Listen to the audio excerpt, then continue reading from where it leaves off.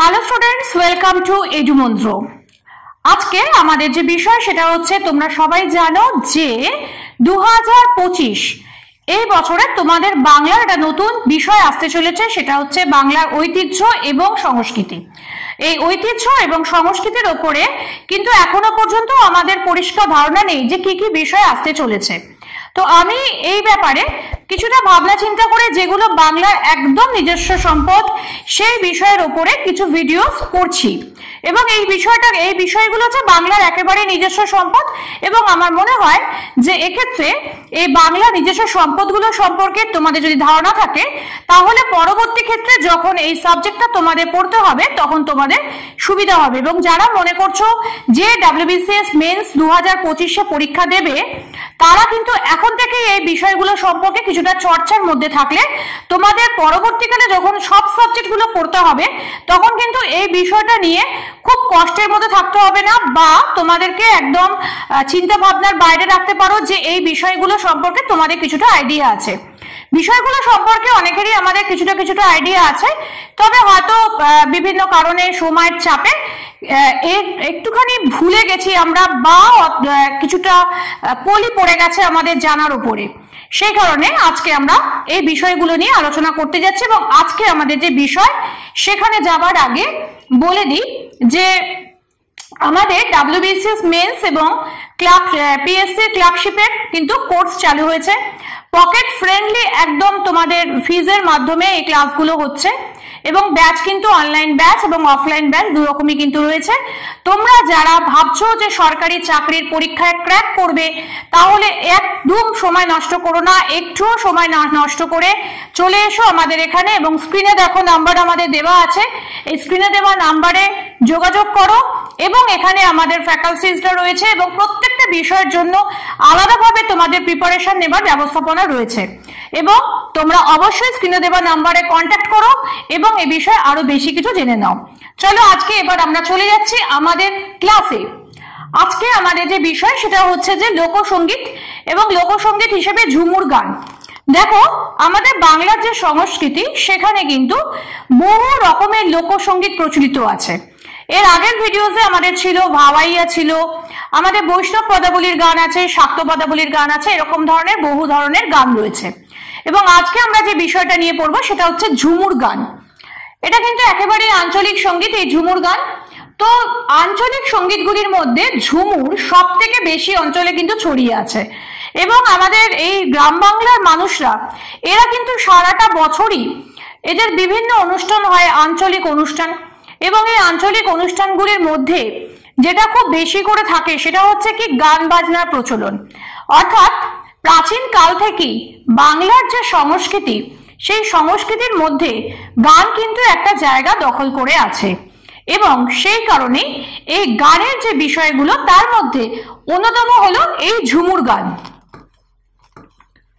তো উত্তরে সাঁওতাল পরগনা থেকে আরম্ভ করে দক্ষিণের সমগ্র ছোটনাগপুর এবং পশ্চিমে মধ্যপ্রদেশের পূর্বভাগ পর্যন্ত আদিবাসী সমাজে এই ঝুমুর গান প্রচলিত রয়েছে। তাহলে দেখো, মোটামুটি ভাবে আমরা যেখান থেকে পাচ্ছি সেটা হচ্ছে উত্তরের সাঁওতাল পরগনা, এবং সেখান থেকে নিয়ে দক্ষিণে ছোটনাগপুর, আর এদিকে পশ্চিমে দেখো মধ্যপ্রদেশের পূর্বভাগ পর্যন্ত আদিবাসী সমাজে। এটা কিন্তু মাথায় রাখতে হবে যে কোন সমাজ। আমরা শিক্ষিত যে সম্প্রদায়, যারা নতুন আধুনিক সম্প্রদায়, আমরা কিন্তু এই গানগুলোকে অনেকটা ভুলে গেছি।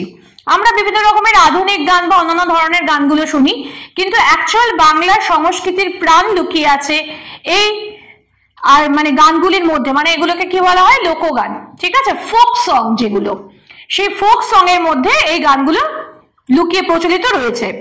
ডক্টর আশুতোষ ভট্টাচার্য লিখেছিলেন, সাঁওতাল পরগনা জেলার মুন্ডাভাষী সাঁওতাল জাতির মধ্যে ইহা সর্বাপেক্ষা জনপ্রিয় বলিয়া মনে করা যাইতে পারে। আচ্ছা, এবার একটা প্রশ্ন এখানে আসতে পারে, সেটা হচ্ছে মুন্ডাভাষী সাঁওতাল জাতি। একটা প্রশ্ন আসতে পারে যে সাঁওতাল তো সাঁওতালি হয়, আবার মুন্ডাভাষী আবার কি করে হলো?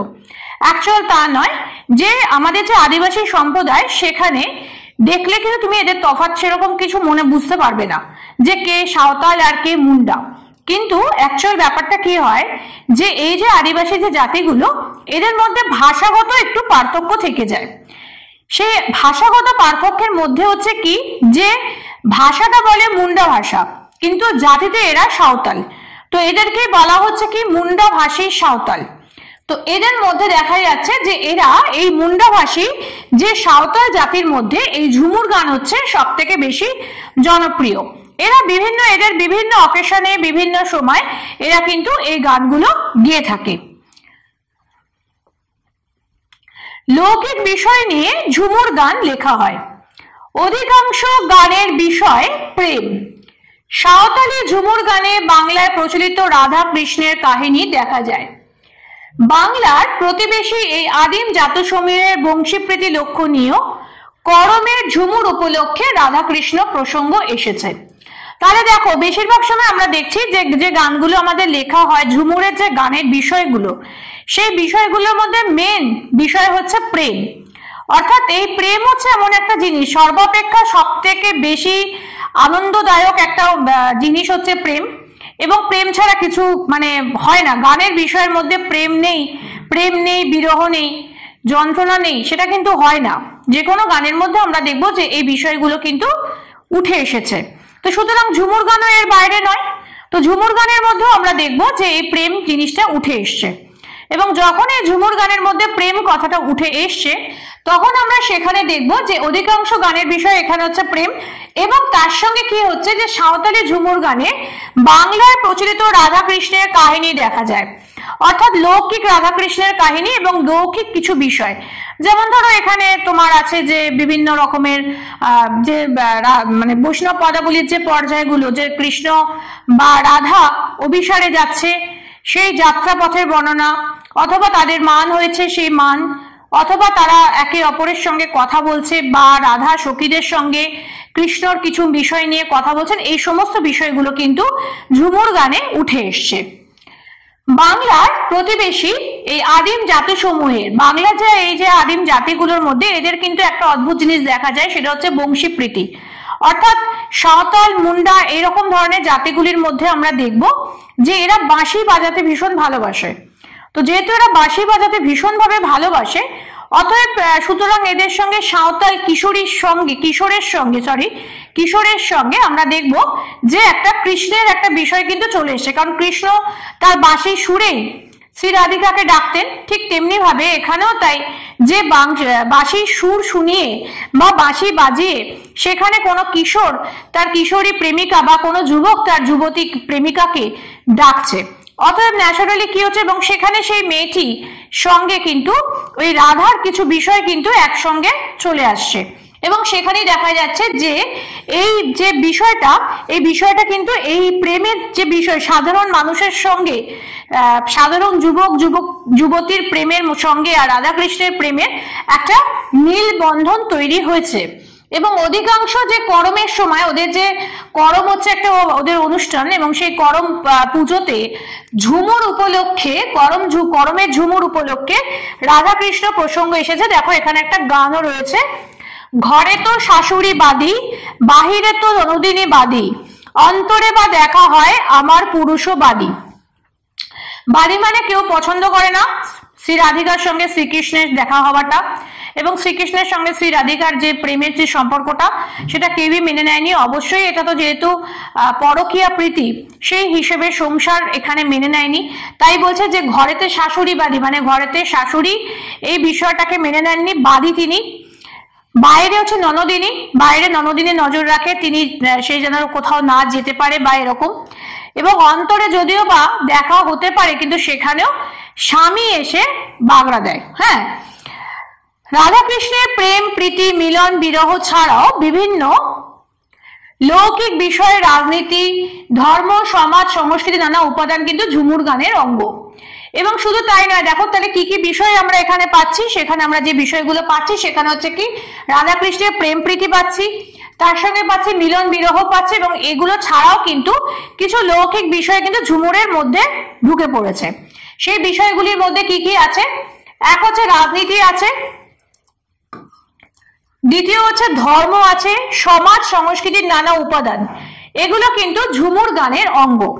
এবং পশ্চিমবঙ্গের যে জেলায় এই ঝুমুর গানের বিশেষ প্রভাব রয়েছে সেই জেলাগুলি হলো পুরুলিয়া, পূর্ব মেদিনীপুর, পশ্চিম মেদিনীপুর, বাঁকুড়া, পশ্চিম সীমান্ত বঙ্গের বিভিন্ন এলাকা। তাহলে আমরা দেখো যে মোটামুটি ভাবে যে যে জায়গাগুলোতে পেলাম, পুরো টোটালি রাঢ় বাংলাটাকে কিন্তু আমরা এখানে পেলাম। পুরুলিয়া পাচ্ছি, পূর্ব মেদিনীপুর, পশ্চিম মেদিনীপুর এই দুটোকে পাচ্ছি, আর কি পাচ্ছি, বাঁকুড়াকে পাচ্ছি, আর তার সঙ্গে সীমান্ত বঙ্গের মানে একদম সাইডে যে সীমান্তের যে বিভিন্ন যে পরগনাগুলো, সেই পরগনাগুলোর মধ্যে কিন্তু আমরা ঝুমুর গানের বিশেষ প্রভাব দেখতে পাচ্ছি। এবং নাচের বিষয় অনুসারে ঝুমুর গান হচ্ছে নিম্নরূপ।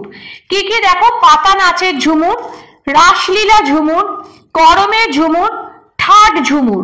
তাহলে ঝুমুরকে আমরা চারটে ভাগে ভাগ করতে পেরেছি। এখানে যে বিষয় অনুযায়ী যে ঝুমুরের যে চারটে ভাগ, সেই চারটে ভাগ হলো কি, যে পাতা নাচের ঝুমুর, রাসলীলা ঝুমুর, করমের ঝুমুর এবং ঠাট ঝুমুর। এই চারটে ভাগে আমাদের ভাগ হয়েছে ঝুমুর নাচ। তো এই ছিল আজকে আমাদের ঝুমুর বিষয়, সেটা হচ্ছে বাংলার ঐতিহ্য এবং সংস্কৃতির বিষয় ঝুমুর। তাহলে ঝুমুরের উপর এটা ছোট্ট একটা এনকাউন্টার, এটা খুব একটা শক্ত হবে বলে আমার মনে হয় না যেভাবে বোঝালাম আমি। বা যদি তোমাদের এখানে কোনো প্রশ্ন থেকে থাকে তাহলে সেটা তোমরা আমাকে কমেন্টে জানাতে পারো। আমার ভিডিও ভালো লাগলে লাইক করবে, অবশ্যই বন্ধুদের মাঝখানে শেয়ার করো এবং তার সঙ্গে কমেন্ট করতে ভুলো না। এবং আরো যেটা তোমাদের কিন্তু মাস্ট করতে হবে সেটা হচ্ছে, যারা সরকারি চাকরির জন্য পরীক্ষা দিতে চাইছো বা পরীক্ষা দেবে বলে ভাবছো, তারা কিন্তু একদম সময় নষ্ট করবে না। আমার ভিডিওতে আমি প্রথমেই বলেছি যে আমাদের যে নাম্বারগুলো দেওয়া আছে সেখানে যোগাযোগ করো, আমাদের ফ্যাকাল্টিসরা আছেন, তোমাদের এ ব্যাপারে সাহায্য করবেন। এবং সরকারি চাকরি ক্র্যাক করার জন্য অবশ্যই যোগাযোগ করতে হবে এডুমন্ত্রে। আর তার সাথে আমাদের এডুমন্ত্রর যে চ্যানেলটা সেটা সাবস্ক্রাইব করে রেখে বেল আইকনটা প্রেস করে রাখো, যাতে প্রথমেই যে কোনো ভিডিও এলে তোমাদের কাছে সেটা পৌঁছাতে পারে। আজকের জন্য এইটুকুনি, ফিরে আসবো খুব শিগগিরই অন্য কোনো বিষয় ভিডিও নিয়ে।